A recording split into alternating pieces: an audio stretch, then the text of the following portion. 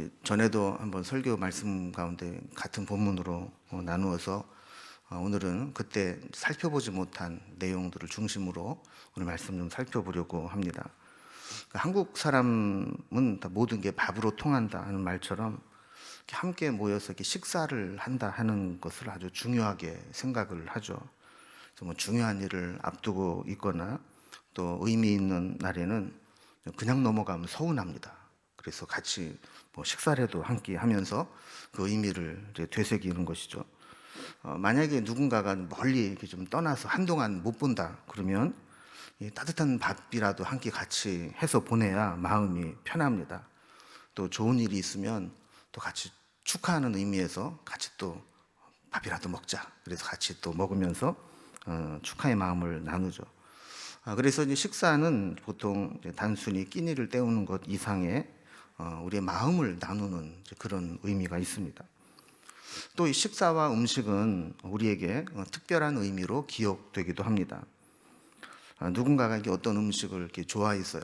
그런데 그 사람이 지금 뭐 멀리 떠나가 있거나 뭐 군대 가 있거나 또 유학을 가 있거나 또 이렇게 되면 그 자녀가 좋아하는 음식이 나오는 걸 볼 때마다 어떤 생각이 들어요? 아이고, 이거 누가 좋아하는 건데? 아이고, 우리 아들이 좋아하는 건데. 이러면서 그 음식을 보면서 또 그 사람이 생각이 나는 겁니다. 예수님은 이제 십자가를 지시기 전에 제자들과 이런 이제 식사의 의미를 좀 갖기 위해서 특별한 식사를 준비하셨습니다. 그리고 앞으로 식사를 할 때마다 이 최후의 만찬, 이 식사와 또 그 속에 주어졌던 주님을 기억하고 기념해라 이렇게 당부하시는 거죠. 그래서 오늘 말씀 19절 말씀에도 보면 예수님께서 제자들과 식사를 하시면서 이것은 너희를 위하여 주는 내 몸이라 너희가 이를 행하여 나를 기념하라 하시고 그랬어요.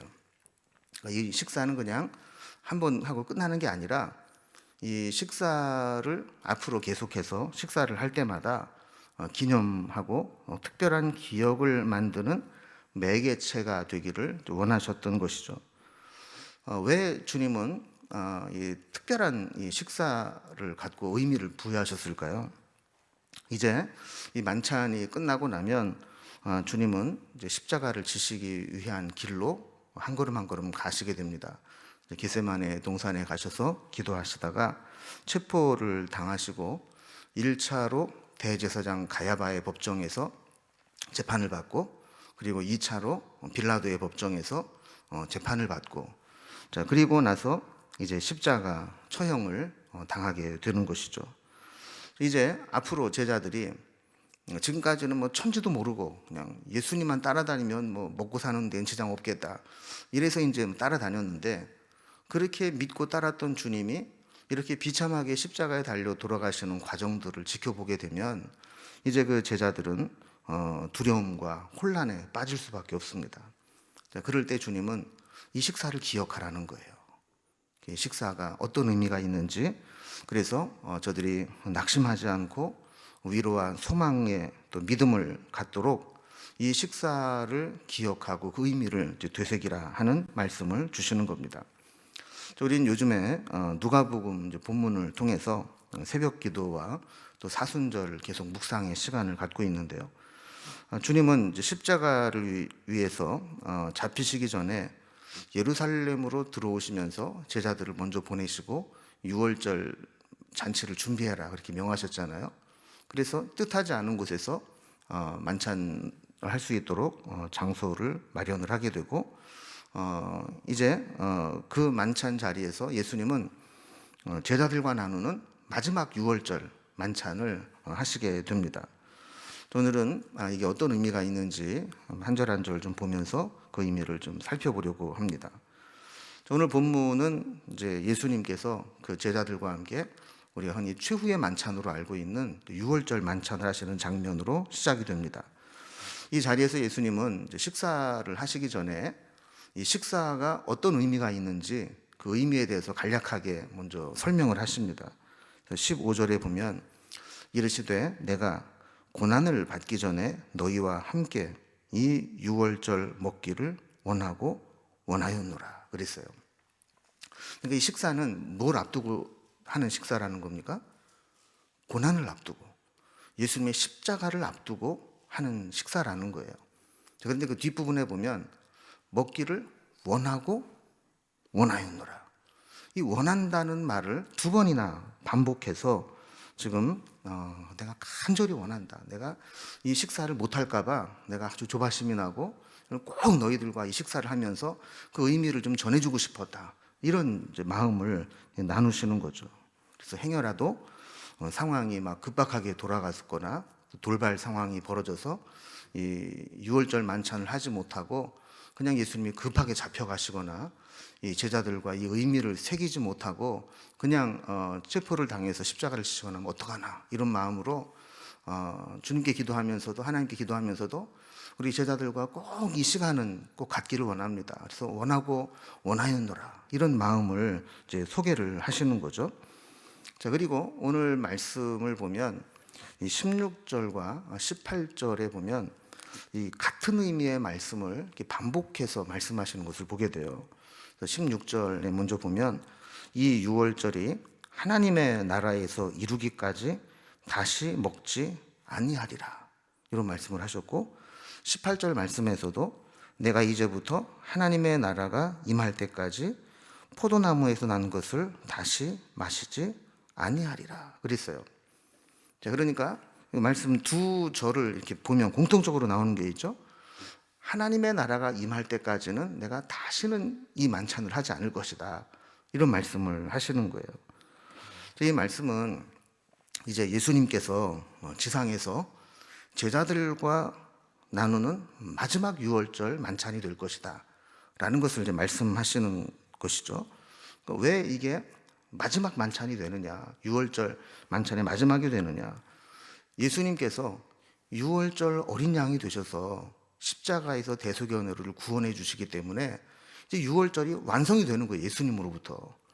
그러니까 예수님이 오시기 전까지는 유월절을 기념하고 유월절 만찬을 계속해야 됐지만 예수님이 오셔서 우리의 구원을 완성하셨기 때문에 다시는 유월절 만찬을 하지 않아도 된다라는 겁니다.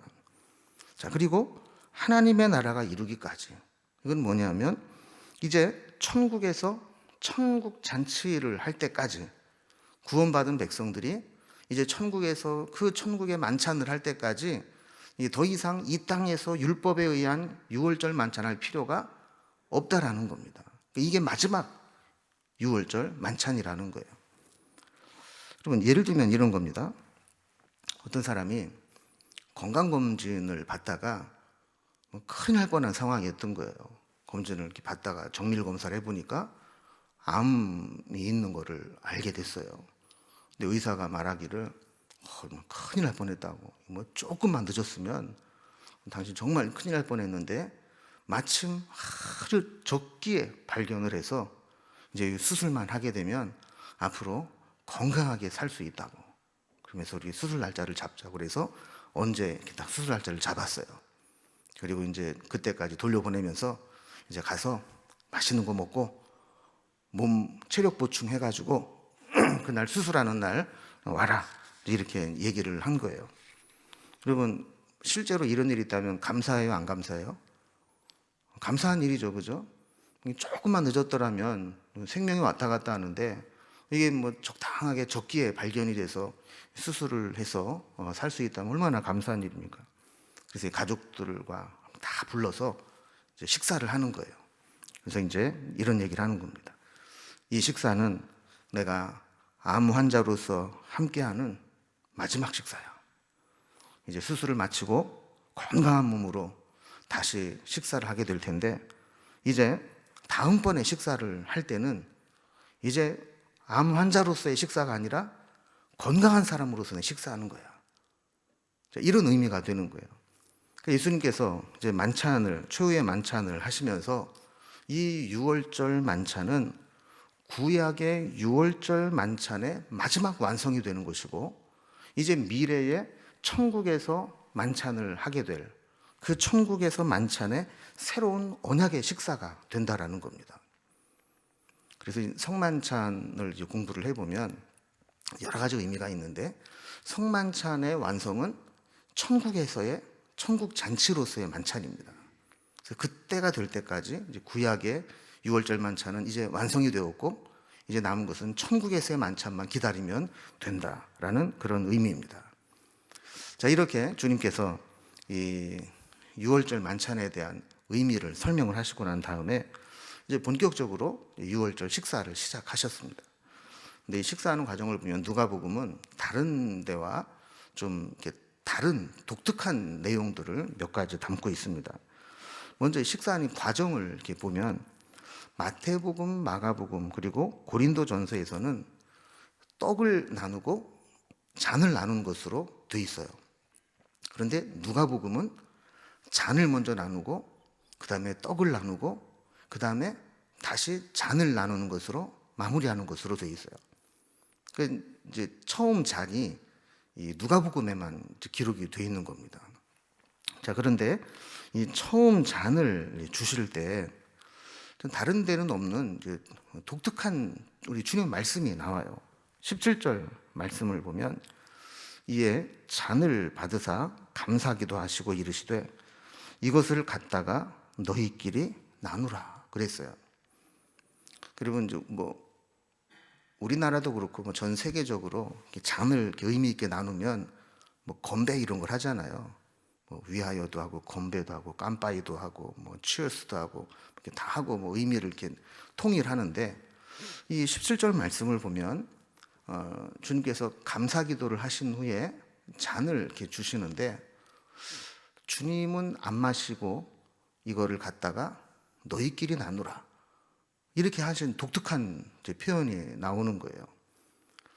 보통 주님께서는 함께 나누시고 축사하시고 함께 나누고 이랬는데 17절 말씀을 보면 첫 잔은 갖다가 너희끼리 나누라 이 말씀을 하셨어요. 이것은 성경학자들이 왜 주님이 첫 잔을 주시면서 그 말씀을 하셨을까 그랬을 때 이제 예수님이 곧 십자가를 지시고 승천하시고 나면 주님 없는 성찬식을 해야 돼요.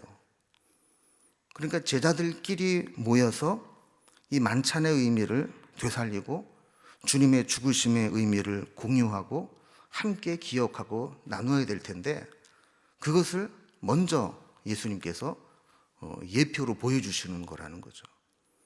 그래서 이제 주님께서 성찬식을 집례하시긴 하시지만 이제 주님이 승천하시고 나면 예수님이 없는 가운데 예수님을 기념하고 기억하는 성찬을 해야 되기 때문에 너희들이 갖다가 나누라 이렇게 말씀을 하셨다는 거예요. 자, 그리고 이제 다른 복음서나 고린도전서에서도 기록하고 있는 이제 본격적인 성만찬이 시작이 됩니다. 19절에 보면 또 떡을 가져 감사기도 하시고 떼어 그들에게 주시며 이르시되 이것은 너희를 위하여 주는 내 몸이라 너희가 이를 행하여 나를 기념하라 하시고 그랬어요. 자, 그러니까 이제 떡을 이렇게 떼어서 제자들에게 나눠 주시면서 이것은 너희를 위하여 주는 내 몸이라 너희가 앞으로 성찬을 거행하고 이 떡을 떼서 나눌 때마다 나를 기념해라 하는 거예요. 우리식으로 말한다면 우리는 어떤 그런 의미를 되살리기 위해서 이제 성찬을 하지만 유대적인 관습으로 본다면 이건 뭐냐면 밥 먹을 때마다 내 생각해야 돼 이런 의미죠. 근데 특별히 여러분 유대인들은 유대인들이 그쪽 사람들은 걸레빵이라고도 그러던데 그 빈대떡 같은 넓은 빵을 화덕에다가 붙여가지고 굽는 떡이 있잖아요. 이런 것들을 서로 찢어서 식사 시간에 먹곤 하는데 그것을 이제 찢어서 주셨다는 거죠. 그러니까 떡이 이제 찢어질 때 이제 그거를 보면서 주님의 몸 이렇게 찢겨 주셨구나. 이거를 이제 기억나게 이제 하신 겁니다. 또 20절에 보면 저녁 먹은 후에 잔도 그와 같이 하여 이르시되 이 잔은 내 피로 세우는 새 언약이니 곧 너희를 위하여 붓는 것이라 그랬어요. 그래서 포도주를 따라 마실 때에도 예수님께서 우리를 위해서 흘리신 보혈이구나 이거를 생각나게 하셨다는 거예요. 자, 그러니까 여러분 떡을 찢을 때마다 우리는 어떤 생각이 드냐면 주님의 몸도 저렇게 찢기셨지. 또 잔을 이렇게 따라 부을 때마다 주님도 피를 저렇게 막 철철 흘리시고 우리를 위해서 부어주셨지. 이거를 이제 느끼게 되는 거예요. 또 이 떡과 포도주는 유대인들이 식사 시간에 흔하게 하는 그런 음식물이지만 또 그것을 또 준비하는 과정을 보면 또 의미가 있어요. 그러면 우리가 이제 떡이든 빵이든 만들기 위해서는 뭐 쌀이든 밀이든 일단 추수를 하면 그거를 껍질을 벗겨야 되죠. 그리고 그걸 가루로 만들어야 돼요. 다 빻아서 형체가 없어지게 으깨서 이제 빻아야 되죠. 자, 그리고 나서 그것이 또 불에 들어가서 구워지고, 그래서 이렇게 떡으로 만들어지기까지 한 알의 곡식이 껍데기가 벗겨지고 맷돌에 갈리게 되고 불에 구워지고, 이런 이제 과정들을 말씀하시면서 이것은 예수님께서 우리를 위해서 십자가를 지시기 위해 채찍에 맞으시고 십자가를 지고 올라가시고 거기에 못 박히시고 거기에 달려서 죽으시는, 그의 생명을 우리에게 주시는 그런 의미가 있다, 이런 겁니다. 또 포도주를 만들기 위해서는 이제 송이를 따죠. 그리고 그 포도 송이에서 포도알을 또 다 땁니다. 자, 그리고 그것을 으깨어서 알갱이를 이렇게 터트리죠. 그래서 껍질이 다 벗겨지고 나면 그거를 이제 1차 발효를 시킵니다. 또 1차 발효가 끝나면 그거를 다시 꺼내서 껍질을 다시 짜고 또 내용물을 체에 걸러서 고운 그 맑은 액체만 받아가지고 2차 발효를 시킵니다. 그래서 포도주를 만들기 위해서는 포도도 역시 분리가 돼야 돼요. 따내야 되고 그걸 또 터트려야 되고 으깨서 즙을 또 내야 되고, 이런 과정을 거쳐서 발효돼서 만들어진 게 포도주입니다. 역시 포도주도 만들어지는 과정을 보면 이게 뭐 그냥 저절로 되는 게 아니고 완전히 죽고 으깨지고 부스러져야 이 포도주가 만들어지는 것이죠. 그래서 떡을 떼어 주시면서 이것은 너희를 위하여 주는 내 몸이라 이렇게 말씀하셨고, 또 잔을 또 나누어 주시면서 이 잔은 내 피로 세우는 새 언약이니 곧 너희를 위하여 붓는 것이라. 특히 누가복음에 보면 이 잔을 주실 때 붓는다라는 표현을 써요. 마치 피를 막 콸콸 흘리는 것을 연상시키도록 주님께서는 그렇게 이 포도주는 너희를 위해서 흘리는 내 피다라는 것을 강조하신 거죠. 자, 이렇게 주님께서는 이제 식사, 6월절 만찬 식사를 통해서 이 단순한 식사가 아니고 이것이 제자들을 향한, 우리를 위한 주님의 몸과 피다라는 것을 상기시키면서 앞으로 주님께서 십자가를 지시고 또 모든 고난을 당하시고 피 흘려 죽으실 때 그것이 무의미한 죽음이 아니고 우리를 살리기 위한 대속의 죽음이다라는 것을 기억하도록 하신 겁니다. 앞으로 주님이 이제 부활하셔서 제자들을 다시 만나시고 그들을 회복시키실 것인데, 그 후에 우리가 성찬을 대할 때마다 이 사건을 기억하라는 거죠. 자, 그런데 이런 정말 의미 있고 중요한 순간에 주님은 이어서 정말 가슴 아픈 말씀을 이어서 하십니다. 21절과 22절에 보면 그러나 보라, 나를 파는 자의 손이 나와 함께 상 위에 있도다. 인자는 이미 작정된 대로 가거니와 그를 파는 그 사람에게는 화가 있으리로다 하시니 그랬어요.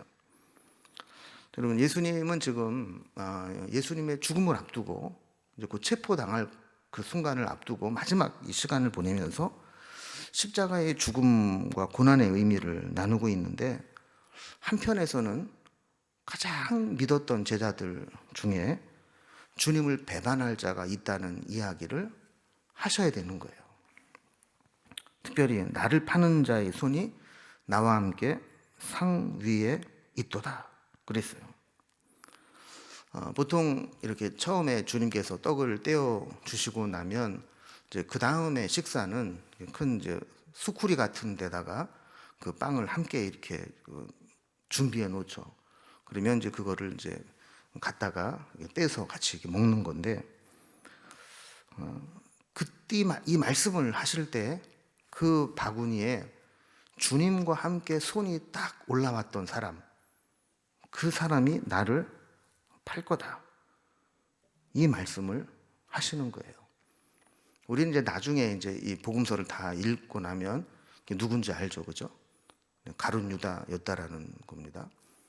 근데 여러분, 보통 우리가 이제 뭐 식사를 하거나 뭘 하거나 할 때 자기 스승이나 윗사람이랑 이렇게 딱 겹치면 어떻게 하죠? 이렇게 빼잖아요, 그죠? 접시에 음식을 젓가락으로 이렇게 먹으려고 하는데, 만약에 어른과 같이 젓가락이 딱 들어왔어요. 그럼 웬만한 사람은 어떻게 해요? 젓가락을 빼잖아요, 그죠? 근데 가룟 유다는 함께 손을 넣을 때 그렇게 안 한 거예요. 주님이 손을 넣으시는데도 같이 거기에 손을 넣고 떡을 뗐다라는 거죠. 자, 그러면서 주님은 지금 매우 우려스러운 심정으로, 인자는 이미 작정된 대로 가지만 그를 파는 사람에게는 화가 있을 것이다, 이렇게 경고를 하시면서 이 가룟 유다에게 마지막으로 기회를 한 번 더 주시는 겁니다. 그런데도 불구하고 이 가룟 유다는 끝까지 자기의 생각을 바꾸지 않습니다. 이미 대제사장들에게 자기가 예수님을 넘겨주고 이 일이 다 성사되고 나면 돈을 받기로 약속을 한 상태 아닙니까? 이게 뭐 우발적으로 된 일이 아니고 가룟 유다는 이미 그렇게 다 계약을 해놓은 상태입니다. 근데 주님께서 나를 파는 자의 손이 나와 함께 상 위에 있도다, 그러면서 그 순간에 손을 댄 가룟 유다가 알아들을 수 있도록 그렇게 말씀을 하셨을 때, 가룟 유다가 그때라도 솔직하게 주님 다 알고 계셨군요. 사실은 내가 뭐가 씌었는지 대제사장에게 주님을 넘겨주기로 하고 그렇게 돈을 받기로 했습니다. 내가 이제 어떻게 하면 좋을까요?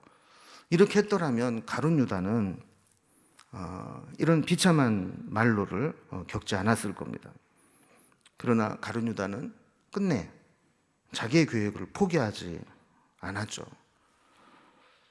주님은 가룟 유다 스스로 돌이키고 회개하고 회복될 기회를 주셨지만 가룟 유다는 끝내 그 기회를 살리지 못했던 겁니다. 자, 그러자 마지막 절에 보면 나머지 제자들도 이 일을 행할 자가 누구냐 하고 서로 물으면서 불안해했다 그럽니다. 그럼 여기에서 우리는 중요한 교훈을 하나 얻게 됩니다. 예수님의 피로 세운 새 언약의 만찬과 같은 은혜의 자리에 우리가 함께 참석했다고 해서 그것 자체가 우리에게 은혜를 자동적으로 보장해 주는 것은 아니라는 겁니다. 가룟 유다도 그 최후의 만찬, 그 정말 중요한 은혜의 자리에 있었지만 가룟 유다는 그 은혜를 입지 못했던 것이죠. 우리가 매 순간 하나님의 은혜 앞에 깨달음을 얻고 은혜 앞에 엎드리고 은혜 받은 자로서 합당한 삶을 살겠다고 고백하지 않으면 우리의 몸이 정기적으로 은혜의 자리에 왔다 갔다 한다 할지라도 결국에는 주님과 등지는 자가 될 수 있다라는 겁니다. 우리는 누구도 자기 힘으로 이런 여러 가지 시험과 마귀의 유혹을 이길 수 있는 사람은 없습니다. 우리가 식사를 통해서 매 순간마다 우리의 에너지원을 공급받아야 하듯이 그 식사는 또한 나에게 십자가의 은혜가 필요하다라는 것을 기억하고 다시 한번 주님 앞에 엎드리는 시간이 되어야 한다라는 거예요. 그럼 우리도 마찬가지입니다. 우리가 교회에 다닌다는 것이 주님의 은혜를 보장해 주지 않습니다. 또 교회 와서 열심히 봉사한다고 해서 그 열심히 한다는 것이 우리에게 주님의 뜻에 합당한 삶을 사는 것을 보장해 주는 것도 아닙니다. 우리가 아무리 신앙 공동체 안에 있고 열심히 무엇인가를 한다 할지라도 지속적으로 하나님의 은혜 앞에 엎드리지 않는다면, 그 십자가의 은혜를 받지 않는다면 우리도 가룟 유다처럼 주님의 뜻을 배반할 수 있는 자가 될 수 있다는 것을 기억해야 된다는 거죠. 사순절을 보내면서 늘 다시 새롭게 주님의 은혜가 공급되어야 됨을 기억할 수 있기 바랍니다. 그래서 오늘 기도하는 이 시간이 우리가 물리적으로 떡과 잔을 나누며 성찬식을 하는 것은 아니지만 우리가 예배를 드릴 때마다, 주님을 바라볼 때마다 우리를 위해서 찢기신 주님의 몸, 우리를 위해서 흘리신 주님의 피, 그것을 기억하면서 영적으로 회복되고 또 주님의 은혜가 지속적으로 공급되는 그런 시간이 되어야 하는 겁니다. 우리가 기도하는 시간이 바로 그렇게 주님의 은혜가 우리에게 부어지는 시간, 다시 한번 그 주님의 은혜로 우리가 새 힘을 얻고 회복되는 시간, 그 시간이 될 수 있기를 바랍니다.